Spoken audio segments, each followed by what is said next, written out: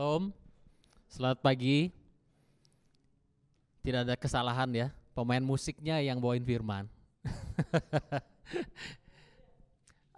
Pagi hari ini Pak San sedang ada undangan membawakan firman di The Cross, gitu ya. Jadi mungkin Bapak Ibu ada yang bertanya kemana kok nggak kelihatan Pak San sama Ibu Dayu.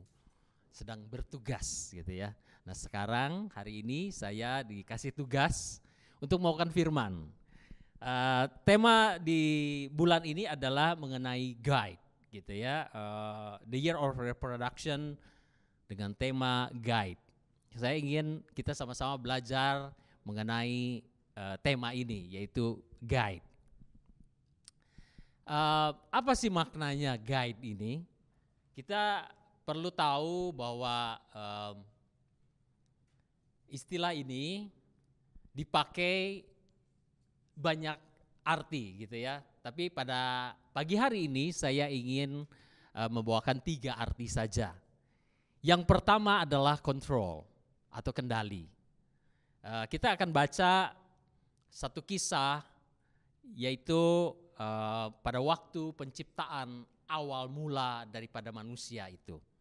Ya, di Genesis 1 ayat 26 kita akan baca, ini agak terbalik ya, biasanya bahasa Indonesianya dulu kemudian bahasa Inggris. Hari ini saya ingin ubah gitu ya. Bahasa Inggris dulu baru bahasa Indonesia. Kita baca sama-sama ya. 1, 2, 3. And God said, "Let us make man in our image, after our likeness, and let them have dominion." Katakan dominion. Dominion over the fish of the sea and over the fowl of the air and over the cattle and over all the earth and over every creeping thing that creeps upon the earth.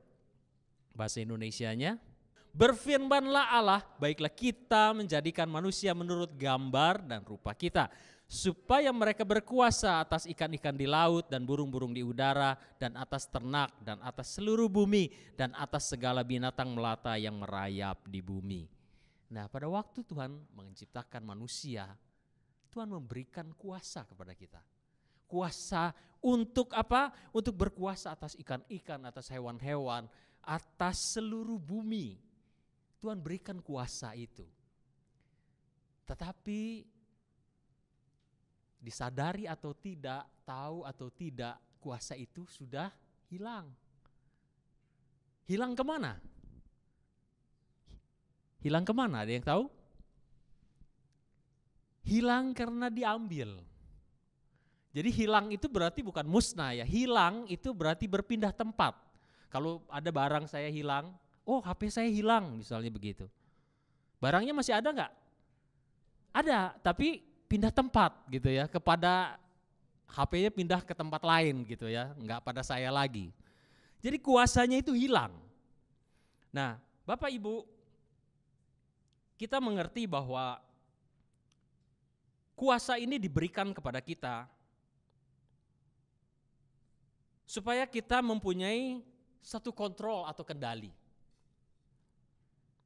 Di Kejadian ini mengatakan bahwa Tuhan memberikan satu kuasa kepada kita untuk mengontrol atau mengendalikan yang ada di bumi ini. Nah, tetapi pada waktu Adam dan Hawa jatuh dalam dosa, kuasa ini diambil daripada manusia. Yaitu diambil oleh siapa? Oleh iblis. Jadi kuasanya udah gak pada manusia lagi. Nah, dia hilang atau diambil sama iblis. Saya ingin bersaksi satu hal, ya ada hubungannya dengan ini, tapi saya ingin bersaksi dulu, yaitu kenapa saya nggak makan daging babi. Karena kemarin juga saya dapat WA gitu ya, mengenai, loh kan makan daging babi ini boleh, nggak haram gitu kan. Jadi ada banyak perdebatan haram dan tidak haram makan babi ini. Nah, saya ingin bersaksi kenapa saya nggak makan daging babi. Saya tidak makan daging babi bukan saya nggak tahu rasanya daging babi itu enak gitu ya. babi panggang, babi guling yang di Bali itu ya, wah saya suka itu daging babi itu. Pertamanya saya itu dapat suara dalam hati dan saya yakin ini adalah suara Roh Kudus untuk saya tidak makan daging babi, tapi saya ngeyel. Kenapa? Karena saya suka daging babi. Nggak mau, ngapain saya stop makan daging babi? Makanan ini makanan enak gitu. Jadi saya ngeyel, bertahan. Tuhan nggak mau saya berhenti makan daging babi. Tapi pada saat Tuhan memberi konfirmasi melalui anak saya.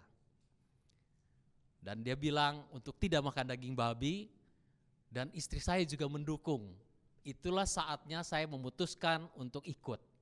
Kenapa? Karena saya tahu pada waktu Tuhan memberikan satu konfirmasi bahwa saya suruh stop untuk makan daging babi, itu bukan untuk kebaikan Tuhan. Itu untuk kebaikan saya. Karena Tuhan itu nggak ada hubungannya kalau saya makan daging babi, itu nggak ada untungnya buat Tuhan kalau saya pun stop makan daging babi. Tapi ada untungnya dan ada efeknya buat saya. Oleh sebab itu saya tidak ngomong sama orang lain, jangan kamu makan daging babi loh, itu haram loh, kamu berdosa loh kamu makan daging babi. Enggak, karena dia bicara berpribadi untuk saya. Kenapa saya taati ini? Karena saya mau apa yang Tuhan lihat. Karena saya nggak tahu apa yang akan mungkin berdampak buruk. Kalau saya makan daging babi terus, berdampak buruk untuk kesehatan saya. Jadi saya ingin mentaati apa yang Tuhan sudah kasih tahu sama saya. Ini mungkin sesuatu yang simpel, urusan makan kok. Ini masuk surga dan masuk surga apa ditentukan sama makan. Katanya kan semua makanan masuk ke mulut, keluarnya di jamban gitu ya. Bukan bahwa saya makan babi kemudian saya nggak masuk surga, bukan begitu. Tetapi ini mengenai apa?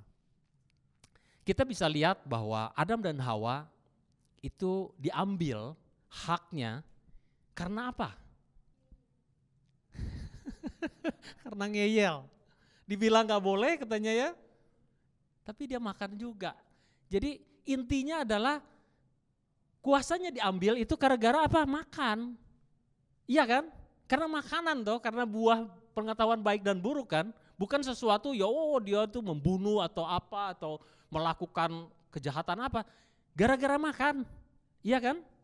Adam dan Hawa diambil kuasanya, ditipu oleh iblis. Yang kata Tuhan, pada saat engkau memakannya, pastilah kamu mati. Iblis bilang, enggak, kamu enggak akan mati, enggak apa-apa. Bahkan kamu kayak Tuhan loh, tahu yang baik dan jahat. Dia ditipu, gara-gara apa? Makanan. Bapak Ibu, saya ingin mengajak kita untuk melihat bahwa sesuatu yang simple, itu kalau kita nggak taat, nggak denger-dengeran, itu bisa jadi masalah besar loh. Orang kesandung itu bukan sama batu yang gede. Kalau ada batu segede gini, itu orang nggak akan kesandung, ya nggak? Batu segede gini ya bukan kesandung, apalagi batu yang lebih besar. Kita bukan kesandung, tapi kepentok gitu, ketubruk gitu. Batu besar meleng gitu kan. Tapi orang bisa kesandung oleh batu yang kecil. Dia nggak lihat, dia injak, dia kepleset atau kesandung, dia bisa jatuh. Pada waktu dia jatuh bisa menyebabkan dia mati. Jadi sesuatu yang kecil, yang simple, itu kalau kita nggak dengar-dengaran, itu bisa menjadi batu sandungan yang mencelakakan kita. Nah, di ayat berikutnya kita lihat di Matius 4 ayat 3 dan 4. Tuhan Yesus dicobai setelah dia berpuasa masuk ke padang gurun, dicobai itu oleh yang cobaan pertama mengenai apa? Mengenai makanan. Kita baca ya sama-sama ya dalam bahasa Inggrisnya dulu. 1, 2, 3. And when the tempter came to him, he said, if thou be the Son of God, command that these stones be made bread. But he answered and said, it's written, man shall not live by bread alone, but every word that proceeded out of mouth of God. Lalu datanglah si pencoba itu dan berkata kepadanya, jika engkau anak Allah, perintahkanlah supaya batu-batu ini menjadi roti. Tetapi Yesus menjawab, ada tertulis, manusia hidup bukan dari roti saja, tetapi dari setiap firman yang keluar dari mulut Allah. Jadi kita bukan mengenai makan dan minum. Kadang-kadang kita puasa, kita dipertanyakan sama orang, oh katanya puasa, tapi kok kamu minum teh? Kan gak boleh minum teh. Kalau ada orang yang seperti itu, ya sudah gak usah aja, iya kan? Pada waktu saya berpuasa, kemudian ada orang bilang bahwa kamu gak boleh, itu kan puasa gak boleh minum teh, gak boleh minum sesuatu yang dia lihat saya minum. Oh gak boleh, ya oke, sudah. Jadi kita gak berdebat, oh ya boleh kok. Dibilang ini yang gak boleh tuh ini ya. Enggak begitu. Enggak perlu kita memperdebatkan, kita tidak terikat oleh makanan itu dan minuman itu. Tetapi janganlah kita menjadi batu sandungan untuk orang lain. Kalau orang tersandung gara-gara kita makan, kita berdosa terhadap orang itu. Itu masalahnya. Jadi Tuhan bilang bukan karena makanannya, bukan karena dia gak bisa bikin batu jadi roti, bukan. Tetapi dia ini mau ikut siapa? Siapa yang mengontrol kehidupannya?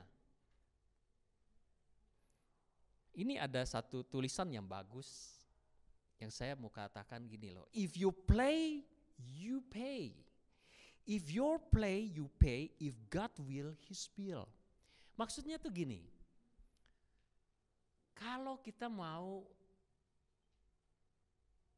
hidup kita itu kita atur sendiri, kita urus sendiri. Kamu yang tanggung semuanya. Tapi kalau Tuhan, kehendak Tuhan, kita ikut. Ini adalah kehendak Tuhan. Dia yang akan menanggung semuanya. Dia akan atur semuanya. Dia akan memberikan apa yang menjadi rancangannya. Kalau kita maunya sendiri, hidup ini ya bagaimana kita, if you play, you pay. Kamu yang akan melakukan semuanya, kamu bayar semuanya. Kita ngomongin makanan bukan hanya sepotong mengenai makanan saja, tetapi mengenai semua urusan perut, semua kebutuhan kita, mengenai uang. Makan, orang bisa berkelahi gara-gara makanan. Bahkan orang bisa membunuh gara-gara makanan. Orang lapar itu bisa lakukan apa saja, seolah-olah dalam tanda petik orang lapar tuh boleh melakukan apa aja. Kenapa kamu menjara? Oh iya karena saya lapar, keluarga saya gak makan. Apakah begitu? Tuhan mengajarkan bukan karena roti saja kamu hidup, tapi karena dari setiap firman yang keluar dari mulut Allah. Jadi pengajaran itu pengajaran yang dalam, bukan sekedar cuma makan daging babi atau tidak makan daging babi. Tapi siapakah atau apakah yang menjadi kontrol kita? Siapa yang kontrol? Kalau kita dikontrol oleh kedagingan kita, oleh keuangan kita, uang tuh kayaknya menjadi satu pusat buat kita. Fokus kita kepada uang, fokus kita kepada kehidupan kita kepada uang. Mungkin itu yang mengendalikan kita. Kedagingan ini akan mengontrol kita. Tapi Tuhan berkata, jangan. Itu roti itu memang kita butuhkan. Tetapi hidup itu bukan karena itu aja, roti aja yang kita perlu makan. Tetapi setiap firman ini yang mendatangkan kamu kekenyang, hidup secara berkelimpahan. Karena apa? Ada roti hidup yang Tuhan berikan. Itu firman Tuhan. Orang bisa tidak makan, tetapi kalau dia tidak ada firman Tuhan, dia bisa mati. Kerohanian dia mati. Tapi banyak orang yang makan secara jasmani, tetapi kerohaniannya tidak pernah dikasih makan. Mari kita ingat lagi bahwa roh kita juga perlu makan, spiritual kita perlu makan. Ada makanan rohani yang harus tiap hari kita makan. Kalau enggak rohani kita lemah. Apalagi zaman sekarang kan situasi yang seperti ini. Dari mana kekuatan kita? Kalau kita lihat situasinya enggak tambah baik. Yang tadinya satu jenis corona sekarang sudah berapa jenis?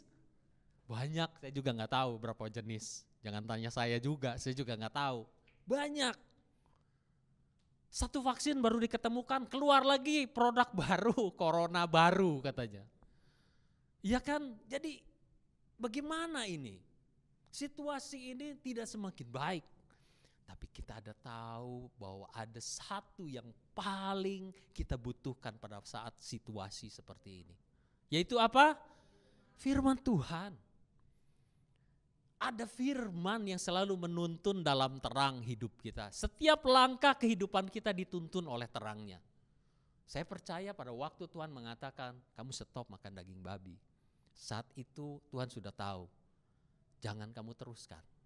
Karena ini berdampak buruk untuk kamu. Jadi kalau saya teruskan, saya nggak tahu akan jadi apa. Tapi puji Tuhan berapa tahun sudah ya? Lebih dari 10 tahun, saya juga udah lupa kapan mulainya. Tetapi lebih dari 10 tahun saya nggak makan daging babi, saya nggak apa-apa. Nggak masalah gitu. Jadi bukan karena, oh sorry ya saya masak daging babi, nggak apa-apa. Kenapa memang kalau makan daging nggak apa-apa. Saya bukan haram nggak berani nyicipin gitu, bukan. Tetapi Tuhan melarang saya karena untuk kebaikan saya. Seringkali kita berpikir bahwa Tuhan melarang sesuatu pada kita, itu untuk kebaikan Tuhan. Kita datang ke gereja untuk apa? Oh, nih saya udah datang ke gereja loh. Sepertinya ini datang untuk hadir setor muka sama Tuhan. Saya udah hadir loh ke gereja Tuhan. Tuhan tidak melihat bahwa kalau kita hadir ke gereja membuat dia itu lebih diuntungkan. Enggak. Sebenarnya siapa yang diuntungkan kalau kita datang ke beribadah ke gereja? Kita. Karena kita butuh Tuhan. Kekuatan itu datang pada waktu kita mendengar firman. Pada waktu kita datang ke gereja, kita ditegur oleh firman, kita diingatkan oleh firman, kita ada spirit yang baru yang membangkitkan roh kita sehingga kita tetap berapi-api bersama Tuhan. Kalau kita cuma di rumah, apalagi kita seringnya lebih enak memang online sih. Gak usah ganti baju kan, apalagi digini-gini di bawah selimut gitu, pakai baju tidur juga oke, ibadahnya. Tetapi ada hal yang mungkin kita gak sadari. Yang pertama adalah kita ini kalau dengerin firman yang gak cocok, kalau datang ke gereja kan gak bisa pulang toh. Suka gak suka tetap duduk di sini sampai selesai kan. Sorry to say, you have to sit until the end of the preaching. Tapi kalau di rumah kita gak seneng, apa nih ngomongin masalah yang kita gak suka mungkin. Langsung pindah channel, pindah ke yang lain. Jadi kita dilatih untuk cari yang mau kita dengar saja. Kita gak mau dengar yang lain-lain, yang mau dengar tuh kira-kira apa ya. Oh yang saya butuhkan, wah saya duitnya lagi macet nih. Ada berapa M duit saya macet. Gimana ya caranya supaya ini, wah cari dah pendeta yang khotbahin gimana caranya doanya dijawab. Dicari, begitu ketemu, ini dia nih, oh cara doanya begini. Seolah-olah kita mau pakai trik, mau pakai cara, metode untuk approach Tuhan. It's not that way it is. Enggak seperti itu. Apakah kita mau ditrik sama anak, kalau yang punya anak loh ya. Mau ditrik sama anaknya, gimana caranya ngetrik papanya supaya duitnya keluar. Gimana ngetrik mamanya supaya duitnya keluar. Kan gak begitu.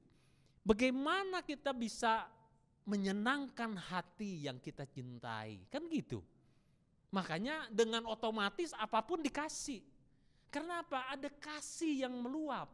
Coba kalau anaknya udah ngetrik, ngebohongin, kurang ajar lagi, nggak pernah perhatiin, ngomongnya kasar, kira-kira hatinya bagaimana? Jadi nggak perlu itu kita cari sesuatu yang kayaknya terlalu duniawi kalau buat saya ya, mengejar bagaimana caranya supaya doa kita terkabul. Oke lah, ada bukan saya bilang bahwa semuanya bagaimana diajarkan oleh hamba Tuhan itu bagaimana berdoa, bagaimana kita berdoa dengan benar, nah itu baik. Tetapi bagaimana caranya seperti kita mengulang-ulang satu doa yang seperti mantra. Ada orang yang berdoa doa Yabes. Oh, kamu harus doa Yabes sampai 100 kali, 200 kali. Nanti kamu keinginanmu bisa dijawab sama Tuhan. Enggak, menurut saya itu jauh daripada metode yang benar. Kalau kita mengerti esensi dari doa Yabes, nah ini yang benar. Esensinya apa? Bukan metode cara dia ngomongnya, tetapi bagaimana esensinya ini. Berikutnya, nah ini yang saya katakan, kita baca ya waktu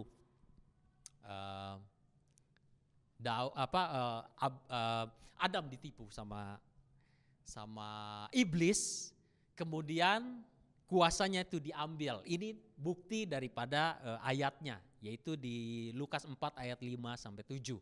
Kita sama-sama baca ya. 1, 2, 3. And the devil taking him up. Him itu siapa? Jesus. Ya, waktu dia dicobai. Taking him up into an high mountain and showed unto him all the kingdoms of the world in the moment of time. And devil said unto him, all this power will I give thee, and the glory of them, for that is delivered unto me, and to whomsoever I will give it, if thou therefore wilt worship me, all shall be thine. Bahasa Indonesianya. 1, 2, 3. Kemudian ia membawa Yesus ke suatu tempat yang tinggi, dan dalam sekejap mata ia memperlihatkan kepadanya semua kerajaan dunia. Kata iblis kepadanya, segala kuasa itu serta kemuliaannya akan kuberikan kepadamu. Sebab semuanya itu telah diserahkan kepadaku, dan aku memberikannya kepada siapa saja yang kukendaki. Jadi jikalau engkau menyembah aku, seluruhnya itu akan menjadi milikmu. Dia ambil dari Adam. Adam dapat dari siapa? Dari Tuhan. Dia ambil dari Adam, kemudian dia punya kuasanya. Kemudian dia tawarkan kepada Tuhan Yesus. Kalau dia menyembah, dikasih semuanya kuasanya. Tetapi lihat, Tuhan tidak mengikuti apa yang dikatakan oleh iblis. Kenapa? Karena dia tahu dia kembali kepada yang punya kuasa. Dia mengikuti apa yang menjadi bagiannya. Jangan lagi ditipu oleh iblis. Sekali saja ditipu Adam. Dan Adam yang kedua yaitu Tuhan Yesus mengembalikan kuasanya itu kepada yang empunya. Makanya pada waktu kita percaya Kristus, kuasa itu diberikan kembali kepada kita. Itu esensinya. Jadi kita ini sudah dicuri, padahal kuasa itu sudah diberikan kepada kita. Kuasanya dicuri, diambil lagi sama Tuhan. Pada waktu kita percaya kepada Dia, kuasa itu dikembalikan kepada kita. Nah, itulah kuncinya. Oke, nah kita lanjut kepada yang berikutnya. Poin yang kedua yang saya ingin bagikan yaitu direktif atau petunjuk.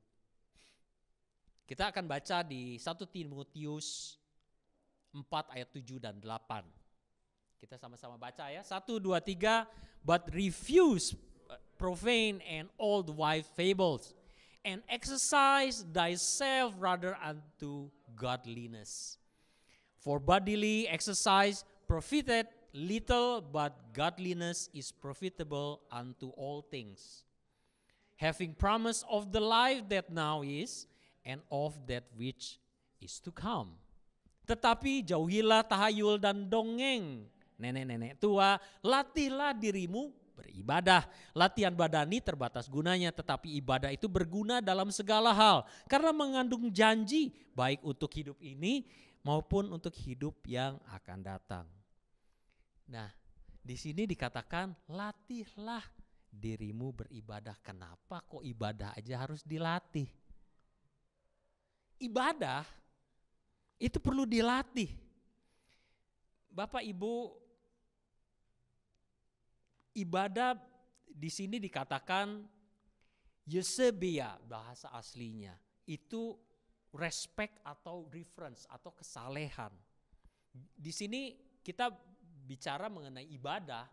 Terjemahan bahasa Indonesia ibadah, tetapi di sana dikatakan bahwa itu adalah godliness atau sesuatu yang godly atau sesuatu yang keilahian. Nah, tapi artinya adalah godliness itu respect kepada Tuhan atau bagaimana kita hidup menjadi orang yang saleh, yang sesuai dengan kehendak Tuhan. Ibadah ini perlu latihan, kenapa sih? Karena kita dilahirkan tidak untuk seperti itu. Ibadah, latihan ini berbicara mengenai satu kebiasaan. Ya kan, orang berlatih kan bukan sekali, betul nggak? Kalau kita mau berlatih misalnya, berlatih apa ya, anak kecil berlatih jalan, apakah cukup sekali? Aurora nih baru bisa mungkin lari gitu. Apakah dia sekali latihannya? Enggak kan. Latihan itu harus berulang-ulang, kadang dia jatuh. Menjadikan satu kebiasaan kan. Coba kalau misalnya Auroranya dibiarkan supaya tidur, gak bisa berdiri, gak bisa apa. Kira-kira dia bisa jalan? Gak bisa. Anak kecil dibiarkan dia tidur, mungkin dipasung gitu, gak bisa jalan. Orang kalau dipasung terus nggak dari kecil sampai tua, nanti udah dewasa dilepas gitu, tiba-tiba dia bisa lari, nggak bisa. Dia harus latihan. Begitupun beribadah, kita harus melatih diri kita untuk beribadah. Latihan itu perlu, kita melatih, ini ibadah. Nah, ibadah tuh seperti apa sih sebenarnya? Apakah kita cuma berbicara ibadah tuh datang ke gereja aja? Oh, ini namanya ibadah, datang ke gereja. Pengertian ibadah itu tidak sesempit itu.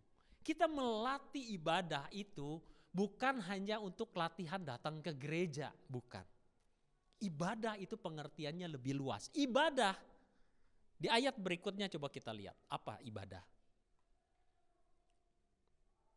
Nah, sebelum sampai ke ayat berikutnya, ini ada yang tahu ini siapa?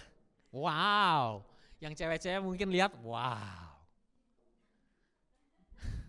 Siapa? Ada yang tahu? Cristiano Ronaldo. Wah. Mungkin cewek-cewek gak tahu ya, tapi gantengnya oke lah ya. Bodinya oke lah ya. Kira-kira Cristiano Ronaldo ini dilahirkan seperti ini? Gak ada yang percaya kalau dibilang, oh saya lahir memang udah gini, badan saya udah begini, six pack dan full of muscle gitu kan. Enggak lah, ini dia itu loh, di belakangnya, di sampingnya itu, ini yang dia lakukan. Inilah latihan badani. Latihan badani menghasilkan satu appearance yang berbeda. Orang yang suka berlatih badannya lain. Ini Bung yang satu ini juga kayaknya latihan, karena kelihatan gitu kan. Bodinya kelihatan, orang yang latihan itu ototnya lain, terlatih gitu ya. Ini sebagai satu contoh, orang bisa melihat. Ini perlu dilatih. Gak usah nengok kanan kiri ya. Fokus. Ini jadi gagal fokus karena melihat, membandingkan, gak boleh dibandingkan ya. Kalau mau seperti itu latihan aja, gak usah lihat kanan kiri. Latihan gitu ya. Karena itu kita perlu latihan supaya kita punya appearance yang bagus. Karena latihan itu akan menghasilkan sesuatu. Ya, ibadah itu apa? Udah gambarnya diganti. Gagal fokus soalnya. Banyak yang gagal fokus. Roma 12 ayat 1, kita baca sama-sama. I beseech you therefore, brethren, by the mercies of God, that ye present your bodies a living sacrifice, holy acceptable unto God, which is your reasonable service. Karena itu saudara-saudara, demi kemurahan Allah aku menasihatkan kamu, supaya kamu mempersembahkan tubuhmu sebagai persembahan yang hidup, yang kudus, dan yang berkenan kepada Allah. Itu adalah ibadahmu yang sejati. Jadi ibadah itu mempersembahkan tubuhmu, hidupmu. Tubuhmu yang apa? Yang hidup. Jadi ibadah itu bisa dilakukan kalau kita masih hidup. Kalau udah nggak bisa ibadah. Kalau udah tuh stop gitu loh. Kita nggak bisa beribadah makin jahat ataupun makin baik kepada Tuhan, nggak bisa. Udah stop sampai di situ. Ibadah itu bisa dilakukan pada waktu kita masih hidup. Makanya persembahkanlah tubuhmu sebagai persembahan yang hidup. Yang apa? Yang kudus. Jaga kekudusan itu, karena pada waktu kita tidak kudus, kita nggak bisa lihat Tuhan aja nggak bisa. Apalagi kita berhubungan dengan Tuhan, nggak bisa. Dosa itu membuat kita terpisah dari Tuhan. Sin make us apart from God. Dosa itu membuat kita terpisah dari Tuhan. Oleh sebab itu, kita jaga kekudusan, karena Tuhan sudah sekali menguduskan kita. Pada waktu kita terima Kristus, hidup kita sudah dikuduskan. Bagian kita pada waktu kita menjalani hidup, kalau masih nafas masih ada pada kita, kita harus wajib menjaganya. Kita harus jaga, enggak bisa enggak. Jangan bilang, oh ya Tuhan, saya berdoa sama Tuhan supaya Tuhan jaga saya. Betul, Tuhan menjaga kita. Tapi kekudusan itu adalah pilihan kita. Karena apa? Karena kita bukan robot. Karena kita diberikan oleh Tuhan apa? Free will. Pilihan. Kita mau pilih jalan kanan atau jalan kiri kan pilihan kita. Jangan salahkan Tuhan pada waktu kita salah pilih jalan. Yang perlu kita lakukan adalah apa? Kalau kita salah jalan, kembali. That's as simple as that. Kembali. Kalau kita udah tahu, salah jalan. Jangan terus dong, iya gak? Wah udah salah jalan, ya udahlah biarin kepalang, tanggung. Ya tambah jauh salahnya. Kembali. U-turn. Kembali kepada Tuhan. Kekudusan ini satu syarat untuk kita bisa ketemu sama Tuhan. Jaga itu. Persembahkanlah tubuh yang hidup. Jangan nunggu. Makanya saat ini saya ingatkan kepada kita yang masih hidup. Karena di upacara biasanya ada upacara kepenghiburan. Yang kita hibur siapa sih sebetulnya? Orang yang ditinggal dan orang yang hadir sebetulnya. Orang yang hadir pada saat itu. Orang yang meninggal udah gak bisa apa-apa. Makanya kita gak berdoa untuk orang yang meninggal. Kita doakan orang meninggal juga gak bisa, apa yang kita bisa lakukan terhadap orang yang meninggal. Sudah selesai. Tubuh ini pada waktu kita masih ada nafas, inilah saatnya kita bisa beribadah. Ibadah yang sejati mempersembahkan hidup kita itu. Apa yang kita punya. Dalam hidupmu, makanya talenta itu adalah satu aset atau harta. Ada orang yang bilang, harta karun yang paling banyak terdapat di mana? Di kuburan. Kenapa? Karena banyak talenta di sana terkubur belum tergali. Dikubur waktu dia masih punya potensi sebetulnya, tetapi orangnya sudah punya tidak ada lagi waktu untuk menggalinya, ya sudah terkubur di sana. Mari kita yang masih hidup ini gali potensi kita. Kenapa saya main musik juga, khotbah juga di sini? Kenapa? Bukan karena saya mau ambil semua pelayanan ini one man show, enggak.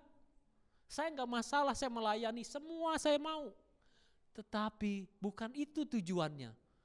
Alangkah baiknya kalau ada orang lain yang bisa menggantikan dan semua berperan. Kalau kita semua memang tidak banyak, tapi kalau semua berperan masing-masing daripada kita yang punya talenta, memberikan talenta itu untuk kita persembahkan kepada Tuhan. Kita lihat seperti apa dahsyatnya. Dampaknya kepada semua orang. Jadi enggak satu orang aja yang main musik dia, khotbah dia, apa semua ngangkat semua dia, enggak. Itu monopoli namanya. Saya enggak mau seperti itu. Kita bagi berkatnya. Karena pada waktu kita melakukan pelayanan kepada Tuhan, Tuhan disenangkan dan Tuhan memberikan reward kepada kita. Enggak sia-sia apa yang kita lakukan, enggak sia-sia. Jangan sampai kita berpikir, saya enggak dapat apa-apa, saya melayani. Diperhatiin juga enggak sama gembalanya. Ditengok juga enggak. Hey, apakah kita melayani gembala? Kalau kita melayani gembala yang manusia, kita kecewa. Karena gembala manusia yang bisa salah. Yang kita harapkan adalah gembala gak lihat gak apa-apa, tapi Tuhan lihat. Pelayanan kita sekecil apapun Tuhan lihat, Tuhan tahu. Jadi nggak usah berkecil hati kalau kita nggak dilihat. Boro-boro dilihat, ditegur juga enggak, ditanya juga enggak. Enggak perlu. Karena kita melayani Raja di atas segala raja, Tuhan yang hidup. Jadi kita bukan melayani gereja, bukan melayani hamba Tuhannya, bukan melayani si A, si B, si C, si D, kelompok ini, kelompok itu, bukan. Tapi kita datang melayani Tuhan. Oleh sebab itu, jemaat diharapkan untuk menjadi jemaat yang dewasa, yang bukan hanya memerlukan susu, tetapi makanan keras. Makanan keras itu adalah orang-orang untuk orang-orang yang dewasa. Oleh sebab itu Tuhan pakai firman itu untuk cambuk buat kita bangun dari tidur kenyamanan, zona nyaman kita. Bangkit, rohmu tidur. Kalau kamu suam-suam, Tuhan akan muntahkan dari mulutnya. Kau akan ditolak oleh Tuhan karena kita suam-suam. Kita ini bukannya dingin loh, kita bukan jahat loh. Kita ini cuman ya jadi Kristen ya cukup lah. Saya kan udah jemaat, saya kan udah Kristen. Bahkan udah lama lagi saya Kristennya. Udah dibaptis loh, baptis. Lama. Tapi adakah kita jadi berkat buat orang? Adakah yang kita lakukan ini menjadi satu keuntungan untuk kerajaan surga ini tersebar? Ataukah kita hanya untuk memikirkan diri kita sendiri aja? Saya udah selamat kok. Yang lain ya urusan orang lain lah. Itu kan tugasnya hamba Tuhan. Tugasnya pendeta, saya bukan pendeta. Enggak. Perintah Tuhan untuk jadikanlah segala bangsa murid, special for pastor only. Enggak. Setiap orang yang percaya kita ini dipilih dan dipanggil untuk memberitakan kabar baik ini. Enggak semua orang dipanggil jadi pendeta. Jangan kita berpikir bahwa oh iya saya nanti kalau jadi pendeta saya baru memberitakan firman. Enggak, tidak semua orang dipanggil jadi pendeta. Ada yang dipanggil jadi pengusaha. Ada orang yang dipanggil jadi pekerja. Ada orang yang dipanggil jadi banyak, jadi guru, jadi pengajar, jadi pengkhotbah, jadi evangelis. Enggak semuanya jadi pendeta atau jadi hamba Tuhan atau jadi pastor, enggak. Tapi dimanapun kita berada tetap kita bisa jadi berkat buat orang. Kapan hari saya di youth ada teman yang berkata bahwa iya saya masuk ke ini, saya nggak sebutkan aja lah orangnya. Supaya kita nggak bertanya, oh si ini langsung fokusnya kepada orangnya. Jadi inti ceritanya adalah dia masuk di cycling group. Dia bilang orang-orangnya Kristen tapi nggak sungguh-sungguh gitu. Udah Kristen udah lama tapi nggak sungguh-sungguh. Nah, gimana ya? Kadang-kadang saya mau bagikan firman gitu, tapi mereka udah tahu katanya firman. Saya bilang untuk kita mengebarkan kabar baik ini nggak perlu kita khotbahin, kita tahu semua firmannya kemudian kita ngomong lagi masalah firman kita khotbahin. Oh pasal Roma ayat 12 ayat 1 berkata enggak gitu, nggak usah. Oh kita simpel aja seperti kita bergaul dengan orang-orang biasanya, tetapi ini menjadi satu kebiasaan. Makanya kita perlu latih ibadah itu seperti itu. Kita berlatih itu menjadikan satu kebiasaan kita. Memuji Tuhan, bersyukur kepada Tuhan, berdoa pada waktu sebelum kita makan. Itu kan menjadi satu kebiasaan. Itu bagian daripada ibadah.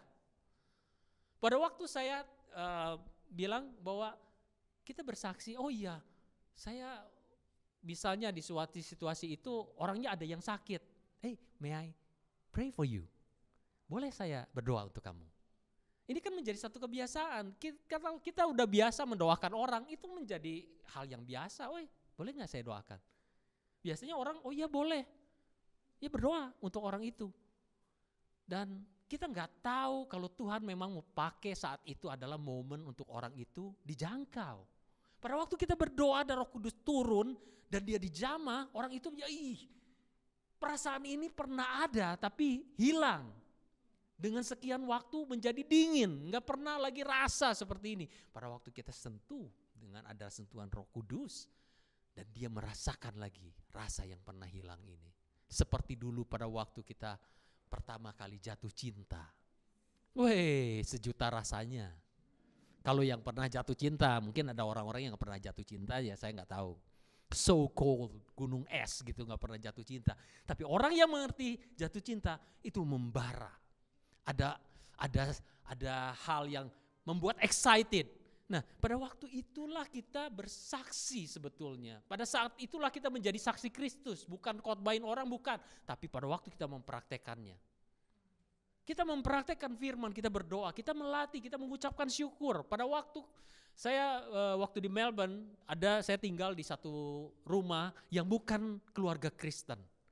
Mereka nggak tahu kekristenan, mereka nggak pernah ngerti kekristenan. Saya cuma melakukan hal yang biasa saya lakukan di rumah. Pada waktu makan saya sama istri saya berdoa. Itu pun menjadi sesuatu yang buat mereka wow. Uncle Woy saying magical word katanya. Magical word. Saya bilang I'm praying. Dan saya ajarkan anak kecil umur berapa ya? 7 tahun. Nggak tahu, doa pun nggak tahu keluarga ini. Dan dia melihat dan saya ajar. You know why I pray to God? Because I give thanks for the health He gave it to me, the food that He blessed me with the food, good food. I teach you how to pray. Saya ajarin anak kecil itu berdoa, gimana berdoa. Jadi pada waktu makan, kalau dia bareng-bareng pada waktu dia juga makan, ya kita sama-sama berdoa. Saya berdoakan untuk dia, saya tumpang tangan untuk dia.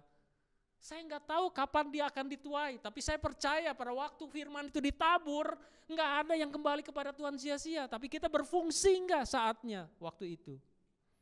Jadi waktu itu kita melakukan bagiannya kita, selebihnya bagiannya Tuhan.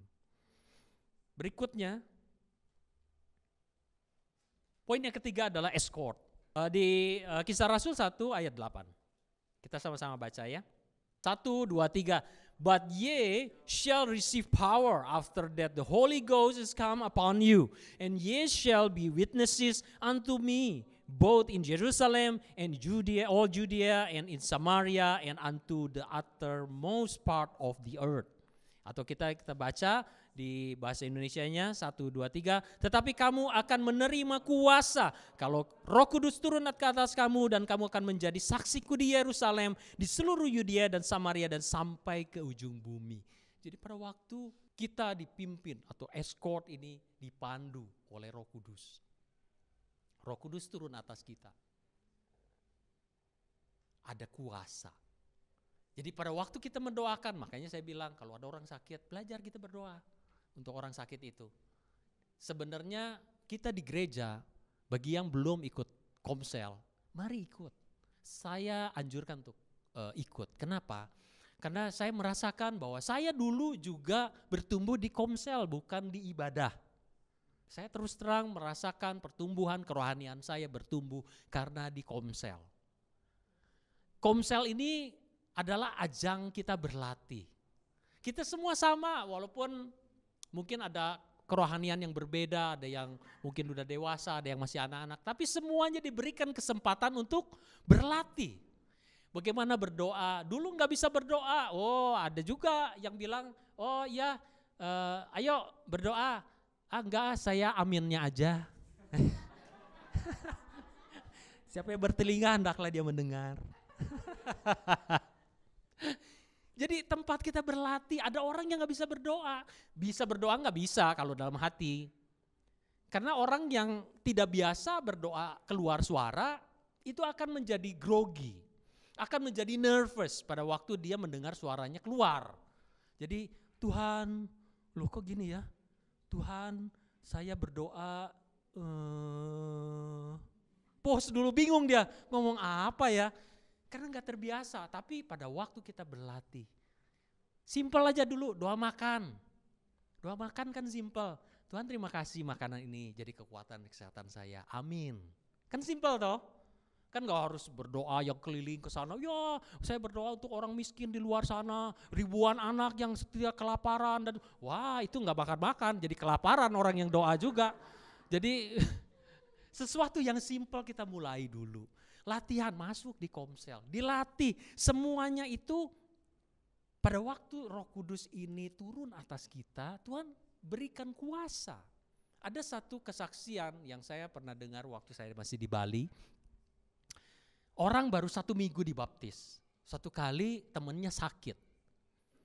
Nah orang ini karena apinya lagi membara sama Tuhan, dia belum tahu banyak mengenai firman Tuhan. Tetapi dia tahu kalau Roh Kudus turun atas kita, kita diberikan kuasa. Jadi pada waktu numpangkan tangan dan pendetanya bilang kalau numpangkan tangan orang sakit itu sembuh. Dia percaya dengan hatinya, ia punya iman bahwa itu dikatakan benar. Dia waktu di temannya sakit, dia bilang, mau gak saya doakan? Temannya bilang, oh iya mau, doakan. Dia doakan, mungkin kata-katanya juga gak benar kali, gak rapi gitu. Ngomongnya juga masih belepotan kali. Tapi orang itu sembuh. Wow, saya bilang, wow. Kenapa? Karena banyak orang yang udah Kristen puluhan tahun, gak pernah doa buat orang lain. Jadi gak tahu sembuh apa enggak kalau dia doain. Ya kan? Tapi kalau kita melangkah, orang yang baru 1 minggu dibaptis loh, belum tahu banyak. Tapi dia melakukan apa yang dia imani. Dan kuasa itu udah ada pada dia. Kapan lilin ini nyala sih sebetulnya? Kalau ya lilin ini nyala kalau ada api yang nempel. Kalau kita nyalain, kalau ulang tahun, lilin ini nyala pada saat kita kasih sumber apinya kan, entah itu matches ataupun apa, iya kan? Atau nunggu, setelah kasih matches nunggu beberapa saat baru lilinnya nyala. Enggak kan? Begitu Roh Kudus sama seperti kehidupan kita, pada waktu Roh Kudus itu turun atas kita, saat itulah lilin kita udah nyala. Ada api Tuhan dalam kita.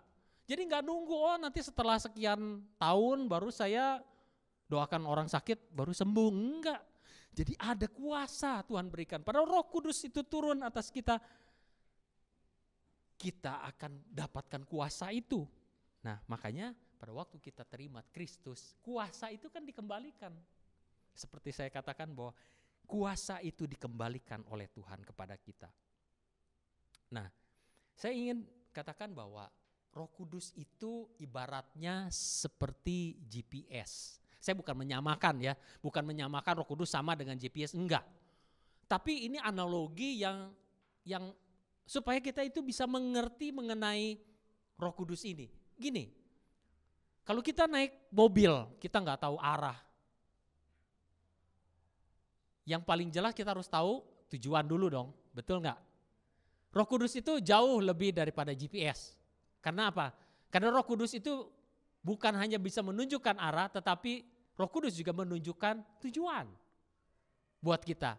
Nah GPS ini pada waktu kita nggak tahu arah, kita tahu tujuannya tapi nggak tahu jalannya ke arahnya kemana ini, nggak tahu. Kita pakai GPS.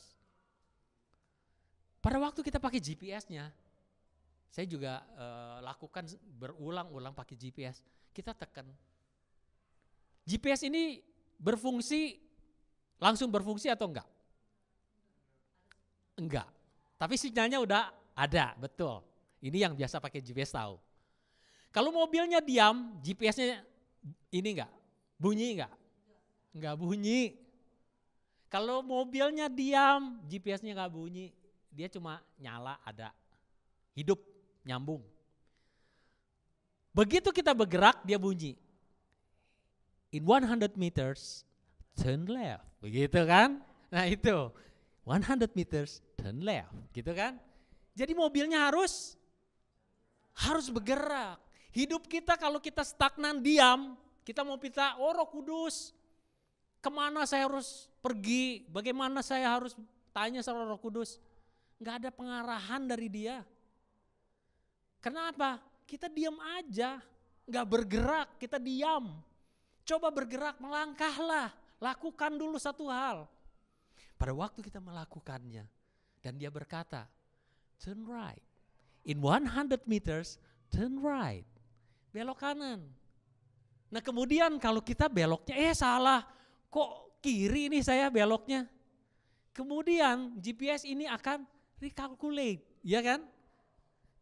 Dia jalannya ke kiri, dia cari jalannya yang mencapai tujuan itu. Oh ya ke kiri, oke pakai jalan ini. In 100 meters, keep straight. In roundabout, keep straight. Jalan terus. Jadi ada bimbingan daripada Roh Kudus untuk sampai kepada tujuan. Oleh sebab itu kalau kita salah jalan, kita akan diarahkan kepada tujuan kita. Roh Kudus jauh lebih besar daripada cuma GPS yang dia nggak tahu pergi kemana kalau kita nggak tentukan tujuannya dulu. Tapi Roh Kudus kalau kita pun nggak tahu, ada orang-orang mungkin nggak tahu tujuan saya hidup ini apa sih, kemana saya harus pergi, apa sih rencana Tuhan buat saya, mungkin nggak tahu. Tanya Roh Kudus, Roh Kudus akan kasih tahu. Kamu harus pergi ke sini. Ada destination yang kamu harus